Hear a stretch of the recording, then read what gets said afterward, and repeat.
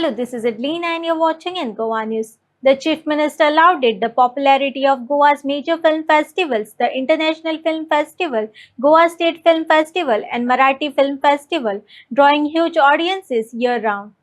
He also recognized the efforts and challenges faced by professionals in the medical and film industries, appreciating their commitment and hard work. खरं म्हणजे गोव्यामध्ये एक नाही म्हणजे international film festival iffy हा होतोयच आणि Sanjay Shetty Wilson graphic हा स्वतःचा मराठी महोत्सव म्हणजे स्वतः डायरेक्ट फिल्म इंडस्ट्रीमध्ये नाही आहे, तो कुठलाही फिल्मचा प्रोड्युसर अजून नाही आहे, त्याची इच्छा आहे तशी फिल्म प्रोड्युसर व्हायची, पण तरीही तो स्वतः हा महोत्सव आयोजन करतो. येत्या 14 ऑगस्टपासून 17 ऑगस्टपर्यंत आम्ही आमचा गोवन फिल्म फेस्टिवल करतोय, ज्यामध्येही म्हणजे मराठी आणि कोकणी ही दोन्हीही फिल्म म्हणजे 14 ते 17 मी मुद्दामून सांगतोय कारण मॅडम दिलायला लोबोने मला सांगितलंय तुम्हाला परत एकदा सगळ्यांना निमंत्रण द्या आणि 14 आणि 17 तारखेला म्हणजे 14ला उद्घाटनाला आपण सगळेजण परत या ठिकाणी यावे असंही मी आपल्या सर्वांना विनंती करतो. हा महोत्सव होतोय गोव्यासारख्या छोट्या राज्यामध्ये म्हणजे असे 3 फिल्म महोत्सव आम्ही आयोजन करतोय, घडवून आणतोय आणि हे पाहण्यासाठी म्हणजे इंटरनॅशनल फिल्म फेस्टिवल पाहण्यासाठी तरी ग्लोबली फिल्म इंडस्ट्री रिलेटेड लोक या ठिकाणी येतात. मराठी महोत्सवासाठी खास करून म्हणजे मराठी कलाकार असेल, प्रोड्युसर असेल, ऑर्गनायझर असेल, ज्येष्ठ कलाकार असेल, हे सगळेजण या ठिकाणी येतात आणि गोवन फिल्म फेस्टिवलसाठीही तशीच खूप मोठी गर्दी या ठिकाणी होते. मी खरोखरच म्हणजे संजय शेट्टी आणि त्याच्या ऑर्गनायझिंग टीमचं खूप खूप अभिनंदन करतो की आत्ताच महेशजीनं पण सांगितलं की असा फिल्म फेस्टिवल महाराष्ट्रामध्ये पण होत नाही आणि तो गोव्यामध्ये आणि इंडिपेंडेंटली करतात, त्यासाठी टाळ्या वाजवून त्याचं खूप मोठं स्वागत आपण सगळ्या जणांनी करावं अशी मी आपल्या सगळ्या जणांना विनंती करतो. आणि मी जास्त वेळ बोलणार नाही आहे. सर्वात अगोदर आजच्या राखी पौर्णिमा, नारळी पौर्णिमेच्या आपल्या सर्वांना खूप खूप शुभेच्छा. आणि आजच्या ह्या दिवशी हा महोत्सव मला यायला थोडासा उशीर झाला, बऱ्याच जणांनी म्हणजे त्यासाठी अर्धा पाऊण तास कळ सुचली. माझ्या हाताच्या राख्या बघून आपल्या लक्षात आलं असेल की खूप बहिणी आज घरी राख्या बांधायला घरी आल्या होत्या, त्यामुळे यायला मला उशीर झाला, त्याबद्दल आपली दिलगिरी पण व्यक्त करतो. आणि मी मुद्दामून म्हणजे डॉक्टर मोहन आगाशी यांचं गोव्याच्या सगळ्या लोकांच्या वतीनं आणि गोवा सरकारच्या वतीने आपलं खूप खूप अभिनंदन. आपल्याला अवॉर्ड पुरस्कार म्हणजे गोव्यामध्ये आपल्याला आपलं डेडिकेशन फिल्म इंडस्ट्रीमध्ये, नाटक क्षेत्रामध्ये आणि खास करून वैद्यकीय क्षेत्रामध्ये आणि वैद्यकीय क्षेत्रामध्ये काम करत असतानाही आपण विशेष करून म्हणजे आपण ज्या म्हणजे सायकेट्रिक या ह्याच्यामध्ये आपण काम करतात, त्यासाठी आपलं पुण्यातलं काम हे सर्वश्रुत आहे आणि त्यासाठी खूप कमी लोक या फील्डमध्ये काम करतात. म्हणजे आणि एकतर दोन्ही क्षेत्रामध्ये फिल्म इंडस्ट्री आणि मेडिकल क्षेत्रामध्ये काम करणं तसं खूप कठीण आहे.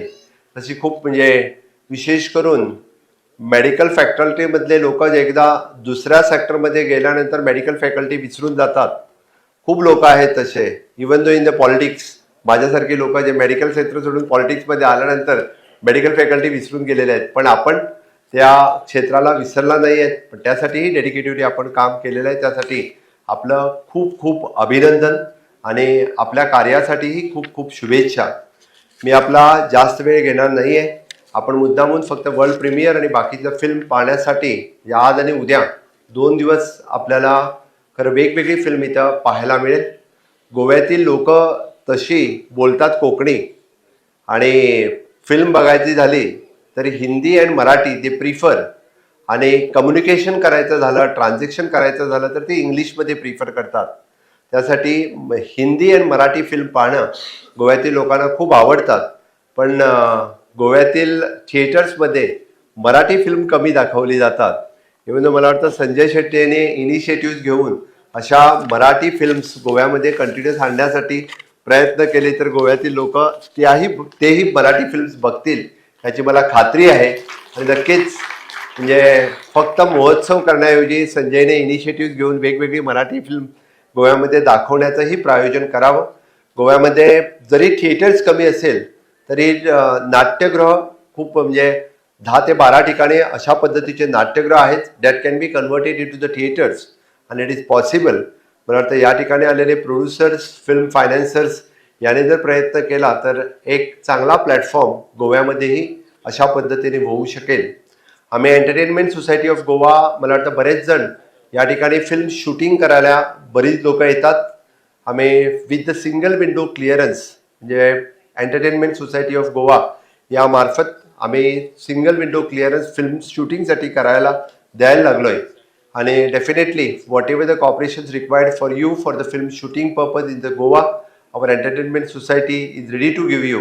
आणि एक प्रामुख्याने एक गोष्ट मुद्दामून सांगेल, म्हणजे गोवा फिल्म फेस्टिवलमध्ये आपलं फिल्म आणायचं असेल तर आय थिंक 50% मॅडम 50% कलाकार गोव्यातले आमच्या फिल्म फेस्टिवलला कितले 50% कलाकार आमचे काय 30% गोव्यातील लोकांना घेऊन जर तुम्ही अपॉर्च्युनिटी दिली तर तुमचं फिल्म आमच्या फिल्म फेस्टिवलमध्ये पण तुम्ही कॉम्पिटिशनला आणू शकता.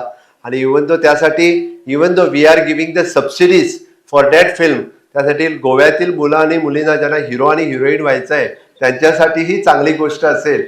त्यामुळे तुम्ही गोव्यातील कलाकारांना घेऊनही जर फिल्म शूट केलं तर गोवन फिल्म फेस्टिवलसाठी आणि even though the Goan subsidy which we are giving for the Marathi आणि कोकणी, आम्ही फक्त कोकणीसाठीच देतो असं नाहीये, मराठी फिल्मसाठीही आम्ही सबसिडीज पण देतो आणि अवॉर्डसाठी पण अशा पद्धतीने. पण आमचे टेक्निशियन्स आणि बाकी मुलींना घेणं हे गरजेचं आहे. त्यामुळे गोव्यातीलही जास्तीत जास्त मुलांना पार्टिसिपेट व्हायला याची संधी मिळेल. परत एकदा म्हणजे या मराठी महोत्सव फिल्ममुळे कितीतरी मराठी कलाकारांच्या बरोबर फोटोशूट करायला मलाही मिळालं. त्यामुळे मी specially thanks for the Sanjay Shetty आणि विन्सेंट ग्राफिक्स